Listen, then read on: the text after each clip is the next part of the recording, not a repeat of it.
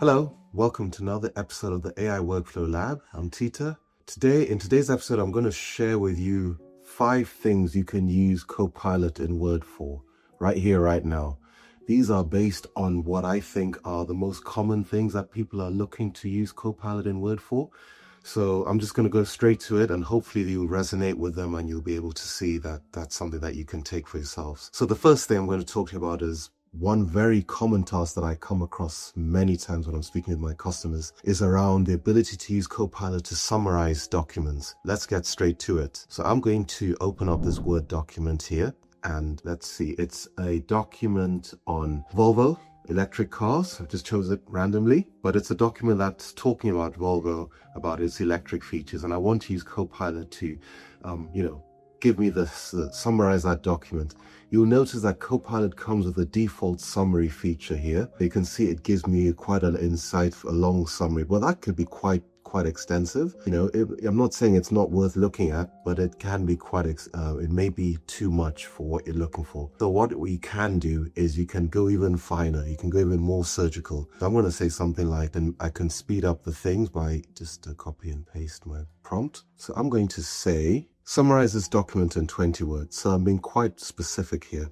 I don't want a whole page full of bullet points. Just want a quick 20-word summary. I could have said it 30 words, 40 words. We get the idea. And look, 20-word summary of the document. Volvo XC90 is a hybrid and it's an electric, compares the range, features, tech, comfort, ownership, and buyer scenarios. So that will give me enough information to decide whether I should go ahead and read that document. And that's what this first prompt is all about. Giving you the right information to help you make that decision. Should I read it, or is it not something that's worth my while or relevant at this point in time? So summarizing documents is a very good tip that I will recommend. It's quite quick way for you to decide whether you want to read that document or not. Another very important trend that I'm seeing across is being able to use Copilot in Word to draft documents from other documents. So we're not talking about the generic create a proposal or create something that it will search the web for. How about using it to create content based on your document? I want to show you how you can do just that. So what I've got here is create a proposal. So I'm going to go into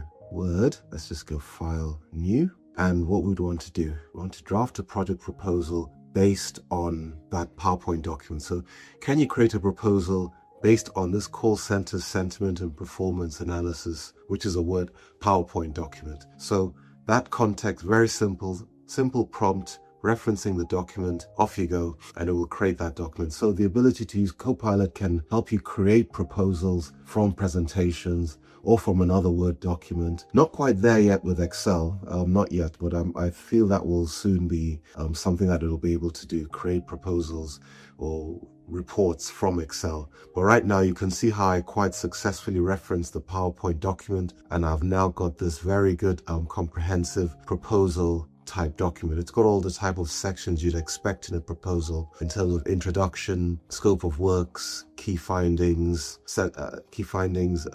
proposed methodology, etc. So drafting documents from other documents is very key. One of the things you can do, how about amending the tone within a document? So suppose we say something like, I want that section to be a bit more informal. So you can do things like that. So I can say, like, highlight this, and then what I'll do, actually I'll first keep that, and then what I'll do is highlight the introduction, click on the Copilot icon, and you can see it tells you describe what you'd like. So I could say make it formal, make it shorter, ask for writing suggestions. So I want to say make it formal. So what it'll do, it will rewrite that section, just that particular section for me based on what I've asked it to do. Once it does it, you'll see I can ask it, that's proposed introduction that it's going to do, and that's the initial one. So if I want to replace it, I just click on replace, and you'll see that this introduction here will replace my original one. So I click on replace, there you have it. I've got my new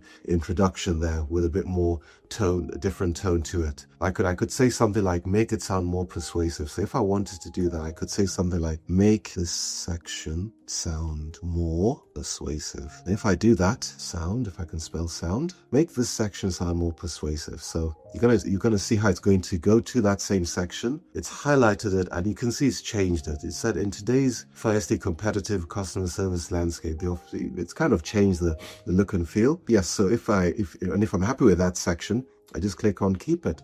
If not, I can click on bin and it will throw it away or discard it. So I'm going to keep it. So this is about how you can use Copilot to change content of your documents. So that's the tone. But what about things like formatting and visualizing? You can use Copilot to change that as well.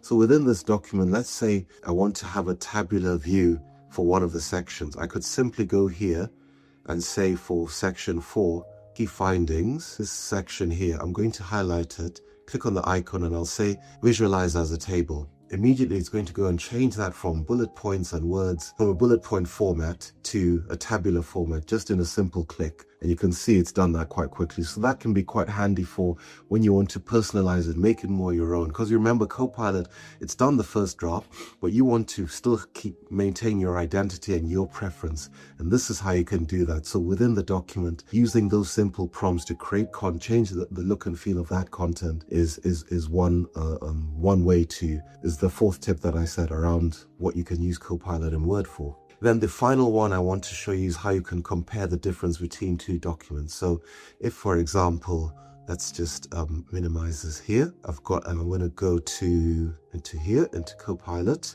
So let's just go. So I'm just going to say something like, can you compare the difference between. Now I'm going to select two contract documents. So compare the difference between that Fabricam Agreement 2025 and again I click on the plus button, add the work content, and that Fabricam Agreement 2024. So I want Copilot to highlight the differences between those two documents for myself. So you'll see that it gives me that there's a date and version difference. There's a third-party involvement difference. So 2025 has a third-party company called AI Workflow Lab. That might be me. Obviously I've just made the difference on purpose for you to highlight the difference. But board of directors, you can see there's 10 directors stated in the 2024 document, but 40 directors have highlighted in the 2025 document. So you can see how already it's listed those differences between the two documents, and I can quickly make that informed decision. So what I will like to say, if you like what you see here, please